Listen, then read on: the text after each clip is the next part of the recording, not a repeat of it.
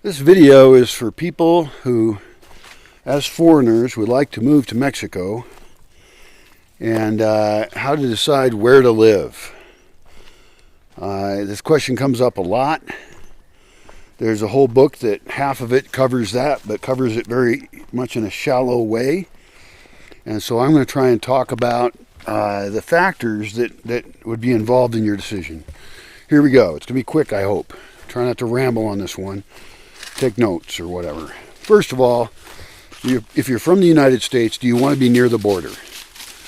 Your choices just reduced massively. Border towns in general are not necessarily the places you want to be. Some of them are more dangerous. There are places down from the border. Baja is very popular, Baja, Mexico. It's separated from the rest of the country a little bit. I don't know a lot about it. I've never been there. So the border is one area.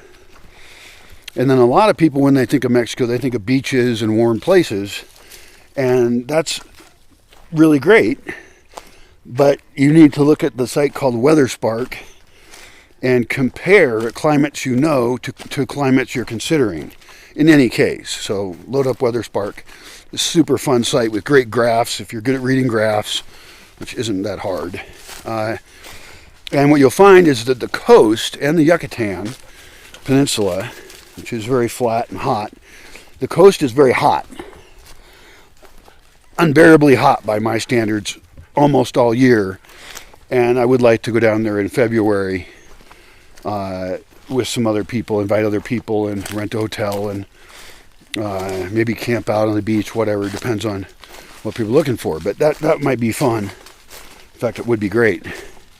But I would never want to live there because you're either going to be too hot or you're going to be burning up lots of electricity on air conditioning, AC, and I'm against using electricity for heating or cooling.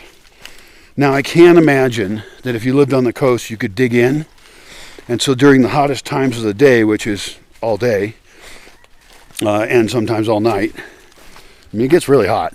But you could dig in and be living underground and then be living close enough so you can go swimming in the ocean. Maybe even pump ocean water into your secret pool and your grotto thing, but I don't know. The other thing is, as a foreigner, you can't directly own land on the coast except through a land trust. And I like to directly own stuff. Because if you do it through a trust, God damn it, watch your feet, fucker. If you do it through a trust, then you have to pay the bank every year for it. And you don't really own it the same way. My deed has my name on it and only my name. And so if you look at a population map of Mexico, you're going to notice most people live up in the highlands anyway. And so that gets rid of the exclusion zone issue. There's also an exclusion zone 100 kilometers from the border, any border. And so that's out as well for owning it directly. Now, there's also something called ejido land, which is communally owned land that got set up, I believe, after the hacienda system, kind of a slavery system, like plantations or something. After that was dismantled, they gave indigenous people big hunks of land. And those hunks of land still exist, and there's organizations called the ejido that run them. And you're not in the ejido, and you're not indigenous. So don't buy that land. They did pass a law some time ago that they allowed the ejidos to sell land. But there's a bunch of legal landmines in there. Like later on, the ejido can come in and say, not everybody went to that meeting and agreed, and so we're going to take the land back. And they could do that after you built your house on it. So the simple way to state it is, do not buy ejido land. I actually have a couple of fields of ejido land south of me, because the ejido's over there on the other side of this dirt road. And I like the ejido. They've been nice. And I actually have 2 fields over there I might want to buy or lease or just use and make friends with the ejido and become part of the ejido. And I would like to do some experiments on it that I can't do on my own land because these are empty fields. And I want to potentially do an experiment where I turn an empty field into a forest.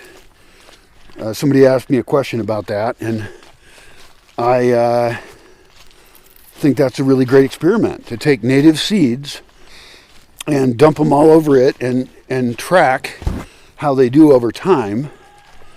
And then, with trees and plants and eventually infecting it with mycelium and turning it from an empty field, which is not biodiverse or very productive, into a full forest, and document that the whole time. That would just sound stellar. So there's exceptions about not buying ejido land, but for your purposes, there are zero exceptions, really. There's also a lot of land scams and very pretty websites selling you communities. And many of them will look like homes that are very familiar to you. And many of them are very expensive. They're looking for suckers. And these projects don't actually exist, usually. And you can't control your neighbors. They might play music all the time or have dogs barking all the time, if anything even ever gets built. A lot of these fraccionamientos, or neighborhoods, suburbs that get set up, are set up in a very poorly designed way that lose out on all the cool aspects of living in Mexico, like, stores in front of houses and street food and, like life. They're artificial things. And you see a lot of these where people bought their lots, and these are usually lots with services. They're not off-grid, which I think being off-grid is the way to go. They bought lots and nothing ever got built. There's even a worse kind of land scammer out there who wants to set up communities, and I've watched these for the last 8 years. In fact, there's people, they're still active, where they want to buy land with other people's money. They don't have their own, but they pick a piece of land and then they say, well, we're all going to own this and it'll be this wonderful community thing. But there's a bunch of questions you have to ask right away that they don't want to answer about who actually owns the land, which isn't you, and who controls the organization that owns the land. That's also not you. Meaning they'll take your money and they do what the fuck they want, and they can get rid of you anytime they like. That sounds like a terrible, terrible idea. So your easiest method of buying land in Mexico will be to just buy it where you are the sole owner on the deed, where the deed was already really clear, where there wasn't multiple owners on the deed. Even like if there's a couple getting divorced, they should fix that deed to one owner before you buy it. Probably. I'm not a lawyer. They have fancy lawyers here called notarios, which is not the same as a notary public. That's not the same at all. A notary is a super powerful, cool lawyer person who stores deeds and knows stuff. And you're probably going to keep the deed with the same notario who had it before. That's what I did. And my land purchase process was very simple. I had to sign one extra form as a foreigner. There's going to be a bunch of people who will tell you, you can't own land in Mexico as a foreigner. Well, that person's an idiot. So just realize that they're telling you that they're an idiot and file that away in your head for future reference. There is the thing on the coast about not being able to own it directly, but functionally you can own it, although a lot of that land is ejido as well. And also it's just false. I own my land just like a Mexican does. There was one extra form I had to file with SRE, Secretariat de Relaciones Exteriores, that said I would not have a foreign government defend my land because of the pastry war, where a French baker, I believe, the government confiscated his land for some reason, which doesn't happen all the time. It's not normal. And it caused this little tiny war. I don't even know if anybody got killed. But that's why you have to sign that form. It's no big deal. But it's an extra step. The other thing is you got to get residency, because you're going to want to be at your land or your house. And that has financial requirements, and that's a whole nother topic. And those have gone up. And so essentially they don't want poor people.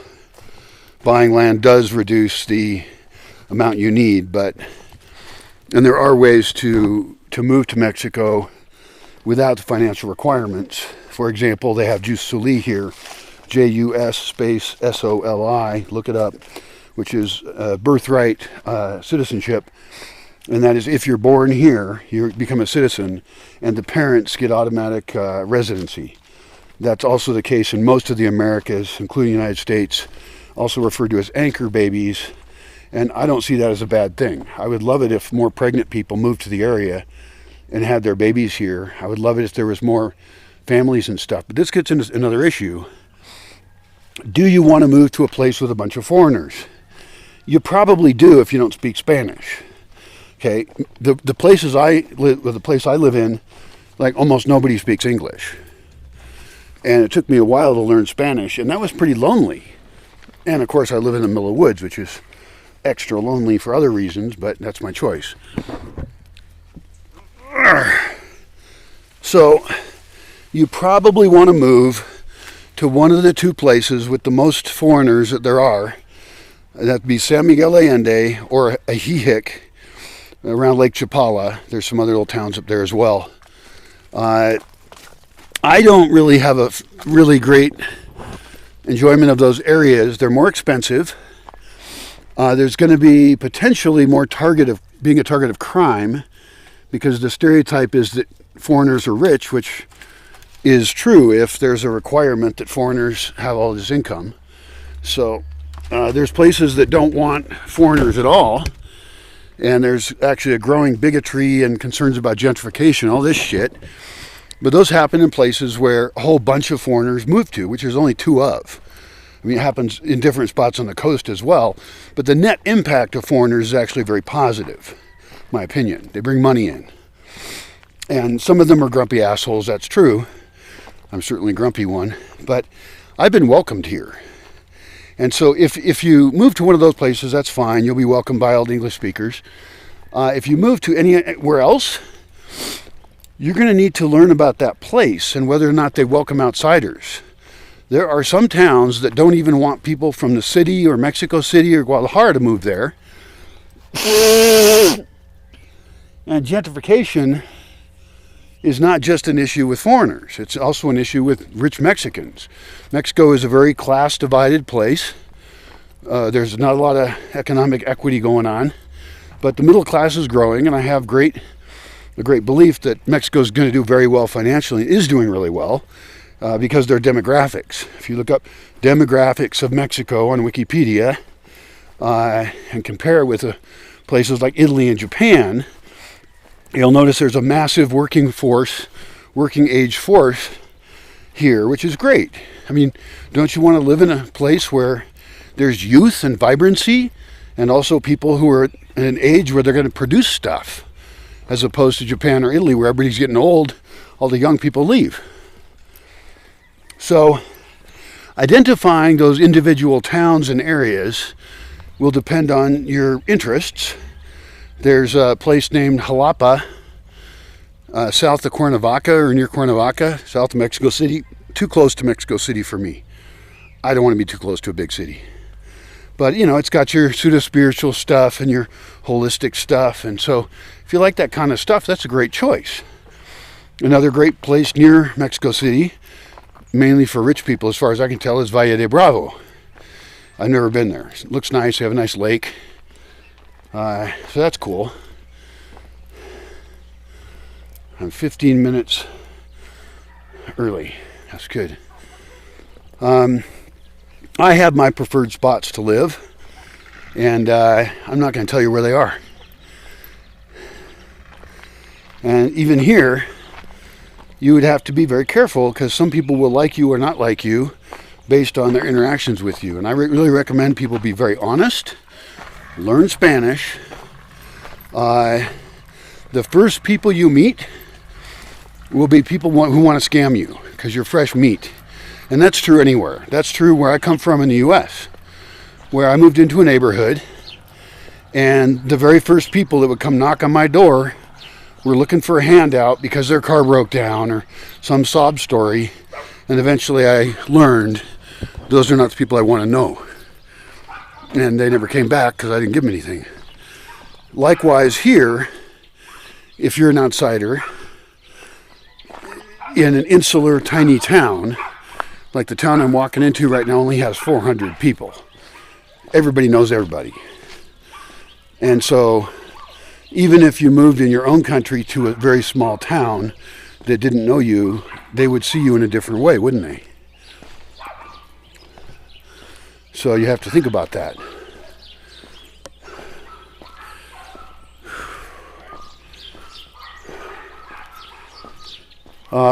Other stuff, that's a pretty good overview. But, of course, don't buy anything quickly. I did. I found a place that was magic. It felt right. I've been looking for years in my own country I come from. And I found a place that fit with me, and I knew it. And it was a scary decision to make that move, because I do put all my eggs in one basket. And I put them here, and I'm happy I did. See you later.